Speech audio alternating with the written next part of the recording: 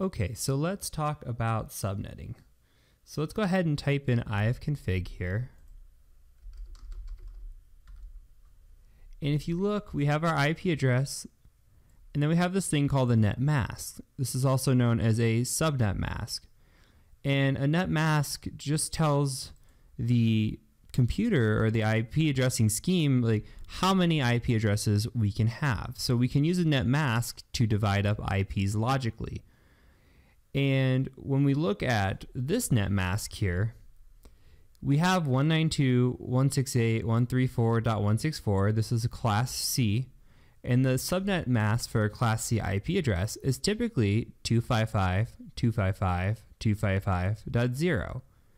Now, if you think about this in 32-bit terms, you've got 8 bits, 8 bits, 8 bits, and then no bits turned on here. So we actually have something that's called in Cider Notation, which I'll show you here in a second, a /24 network, because there's 24 bits turned on and the last 8 bits are not turned on. So how does that correspond? Well, when we have these first 24 bits turned on, the first 24 bits of your IP address are locked down. So what that means is you cannot change those inside the network. When you're talking in this net mask, you are talking inside this network. Where the 0 represents is the movement you have here in this last octet. So what we can do is we have a range here because know that 1 octet goes up to 255 possibilities.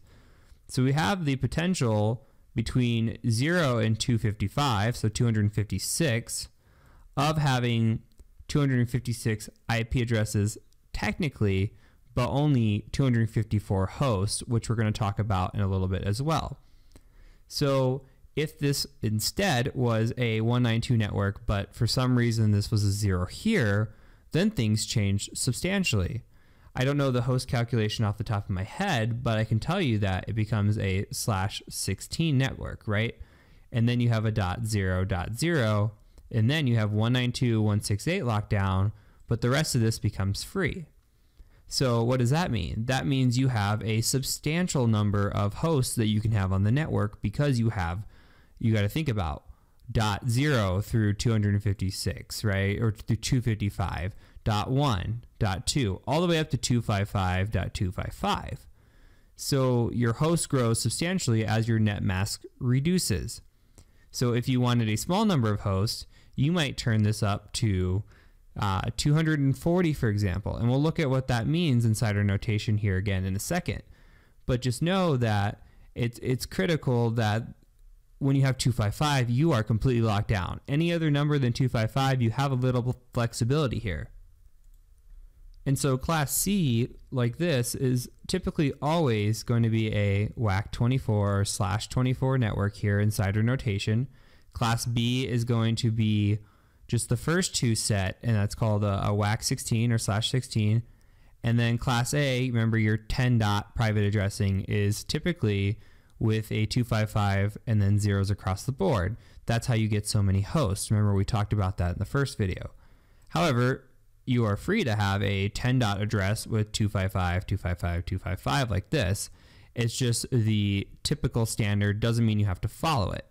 So I've seen plenty of networks with a 10 address leading and a net mask of a /24. So let's go ahead and take a little bit closer look at what this looks like in an Excel document here. Okay, so remember when we discussed in the first video that IP addresses are in bits, right? So we have 8 bits, 16, 24, 32 here. And they range from 128 and decrease. So in a subnet mask that is 255 across the board, completely locked down, you'll have all ones. Well, if we were looking at a /24, like this is more what it looks like in bit terms. And you don't have to memorize this. I'm just doing this for proof of concept here. So you have a bunch of ones coming across the board, and this is what your Cider Notation looks like, a /24. Okay, well, we can have from a /0 all the way to /32. And what that means is it depends on the number of bits that are turned on. So what we do is we turn on bits in iteration going forward from left to right. So you can't have something like this. That doesn't make sense because you have a break here, right? So you can calculate IP addresses like this, but when you're talking about Cider notation, you're talking something more along the lines of when a 1 happens and then a 0, then you have zeros across the board.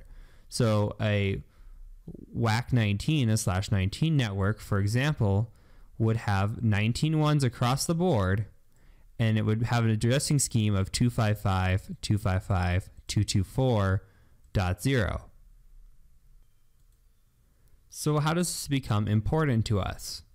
Well, if we know the network is a WAC 19, we can figure out how many hosts that network can have, and we can figure out the IP range, the broadcast address, the subnet mask pretty easily. So this is one way of doing it. And this, if you wanted to draw out ones and zeros, I've seen people do that. And if you do take a Network Plus or a CCNA, you're going to be asked to do subnetting and find the Cider notation, find the broadcast address, find the first address or last address in a subnet range, right? But this is a lot of work to draw out ones and zeros and map this out. So let me show you something that I was shown a while ago, but this was like middle of my career. I already have my Network Plus, I already have my CCNA. So this would have been useful for those exams, but I think this is the best method I've ever seen. So what we have here is Cider notation. So imagine that we're looking at bits across the board. Okay, so you have 8 bits, 16, 24, 32. Now the one thing that doesn't change, if you agree with me here, is that the numbers across the board, 128, 64, 32, 16, etc., they always stay constant, right? And as you go across the board, you have a 1-bit set, you have 128. If you had 2 bits set, you have 128 plus 64, so you have 192. And then if you have 3 bits set, then you have 224. If that makes sense, you keep adding across the board. Well, that's all I'm doing here, is I'm adding across the board. So your final number could be 255.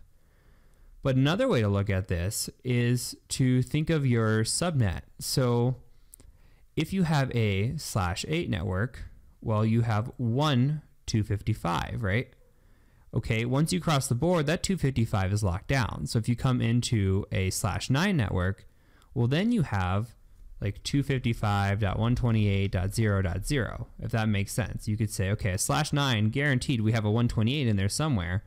And if we're in the second line of this, we have it right here. So if you had it, if you were in a /1, you would just be at 128.0.0, right? Or if you were in a /25, then you would be in 255.255.255.128.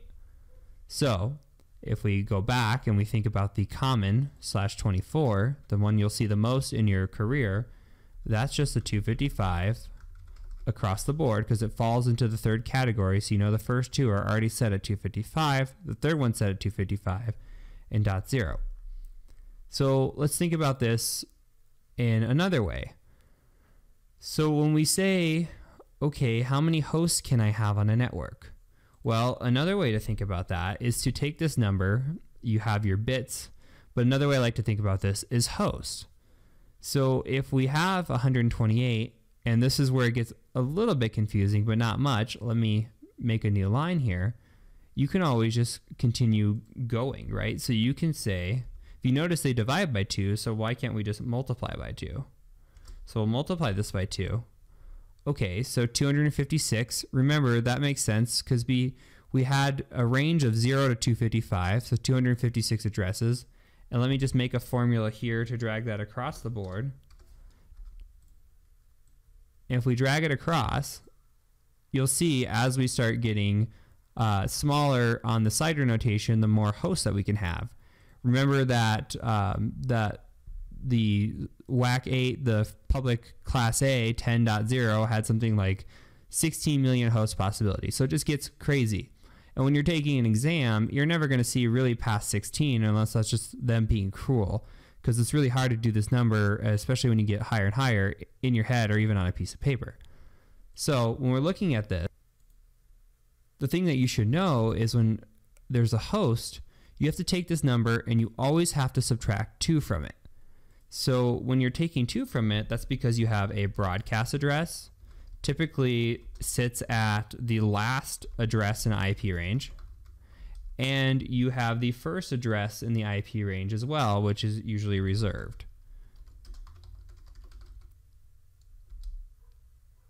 So what that means is if we were to have a 256 address, or I should say 256 hosts on a WAC 24, the possibility that we really have there is 254 addresses, right? Where the first IP address can be a .0. So let's say we're sitting at 192, then 192.168.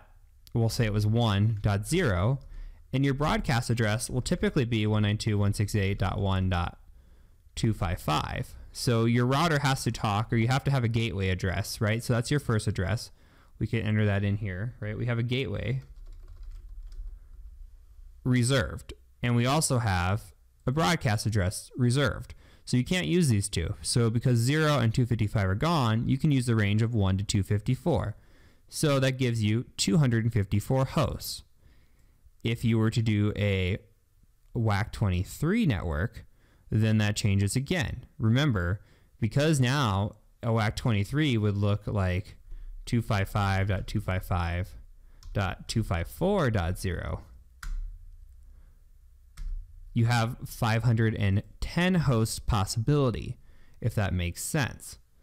So now you have a little bit of flexibility in the range because you actually doubled your range here. So if you have that possibility, you can still look at this number here and say, okay, well, if I have a WAC 23 address, what's the first address scheme in there? Well, if we're starting just from the base, your scheme could be 192.168. We'll just call it .0, right? But your broadcast address then can become 192.168.1.255. So your first address, sorry, we'll make this .0.0, and your last address. But if you span over this, you get a possibility of 510 hosts. So it just keeps spreading wider and wider. So if you had a /22, okay, then your range here for your second digit, or third digit, I should say, becomes 4. So that would become 0 to 3, then 4 to 7, etc., if that makes sense. So let me give you some examples here so we can kind of run through these as well. So let's just say, hey, how many hosts are in a WAC 25 network? Okay, well, I know from this chart here, there's 128, and I have to take out the broadcast and the gateway, so I know there has to be 126. Okay, so if there's 126 possible hosts in a /25 network, what's your subnet mask for a /25 network? Okay, we can do that. That's 255.255.255.128 because we know the 255s are locked here, and we know that right here a WAC 25 starts a 4th line and it's on a subnet of 128. Okay, so what could our first possible IP address be? Sure, so we'll say it's 192.168.1.1. So the first IP address, remember the .0 is reserved, and the last possible IP address, what could that be? Well, that could be 192.168.1.126, because if we're flowing from 0 up until 128, that means that our broadcast address is actually sitting at 192.168.1.127, and our gateway or router is at 192.168.1.0, right?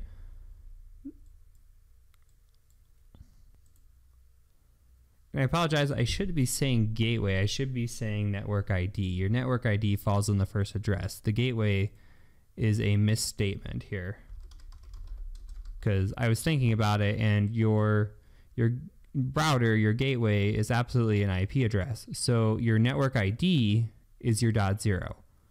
Your broadcast address is your last address, and that would be your .127. Your router and your gateway can absolutely sit on a 1.1, and you'll notice a lot of times on a home network, it looks just like this, a .1 or .0.1 here. So I apologize for that. So let's take one more example, and then I'm going to go ahead and give you a subnetting challenge where I'll ask you a few questions about these. You can use my list. I encourage you to write it down and kind of memorize it by hand. You don't have to write the slashes out. You can just write 1 through 32 and then write this out, and that'll save you a ton of time, especially if you have an upcoming network exam. So let's go ahead and look at something like a /29 network here. Okay, so /29, how many hosts can we have in a /29 network? Okay, well, it says 8, and remember we have to take out the network ID and the broadcast address, so we can have 6 hosts. Okay, so what is our subnet mask on a /29 network? Well, that's 255.255.255.248. So we've got that set here, remember? First 3 all locked down, last one here. So we have a little bit of movement in these last bits. The first 3 will be locked down. Okay, so if we're on a 192 network here, what is the range of possibility that we have? Okay, so what could be the first IP address if we're saying our IP scheme is 192.168.1? So the first IP address can still be 192.168.1.1. Okay, and then what's the last possible IP address in this range? Okay, so the last possible usable IP address should be .6, right? So you have 1 through 6 as your potential hosts, and then your network ID would then be 192.168.1.0, and your broadcast would be .7. So that covers 8 addresses here. Now it should be noted as well that you can keep your subnet mask and you can move on to the next range if you wanted to. So you could say, okay, well, that's a WAC 29, but let's make a second WAC 29 network for another 6 hosts, and let's separate those out. So we can have a WAC 29 that looks like this, where your network ID or your first usable would be 9 here, right? And then your last usable would be 14.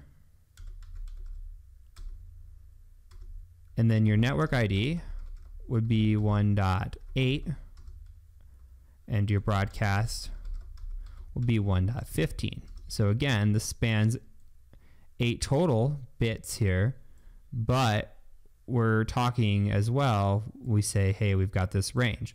So your scheme doesn't have to be here. You can use this scheme in any sort of IP addresses as long as they fall in the range. So you may be asked in your career to build a network that has only 4 hosts possibility, or you have 4 hosts, what's the best network you're going to use? Well, it's not going to be a WAC 30 because you only have 2 there. You would say, hey, I've got a WAC 29, so it gives me 6 host possibility. I got 4. Let's just condense this network down so nothing else can get onto it except these 4 devices, you know? So that's why you see some of these schemes, especially when you get into public IP addressing and you're really limited on the amount of space that you're given. You're going to see all kinds of crazy different Cider notations. And when you get penetration testing, you're doing external penetration tests, you might be given a network that just has a WAC 27 or WAC 28 after it. So it might look like 158.32.2.8 WAC 29, right? And they'll say, hey, we own these hosts on a public space. Can you go ahead and just scan this network? And that's what they'll give you. They're not going to draw it out for you and say, hey, it's, you know, .8, .9, .10, .11, .12. They're just going to say, this is our network. So those are things to think about. I hope this makes sense for you. What I'm going to do is I'm going to give you a quick challenge in the next video, and then we'll cover the answers to that challenge one more time just so you get a little bit of practice. So I just want you to be comfortable with understanding the theory behind subnetting and be comfortable with this chart. You may not ever use subnetting. I haven't in my career, even as a network engineer. I didn't need to use subnetting. We just used consistent, WAC24 networks. So if you are doing networking, maybe it's not bad to jot this information down. If not, just kind of take away from this the 32-bit structure, how the ones and zeros operate, and what Cider notation is and kind of what it represents. So you don't have to brute force memory this. Again, this is practical, not for an exam, but I do want to challenge you with a couple questions in the next video, and we'll cover the answers to what those are. So I will catch you over there.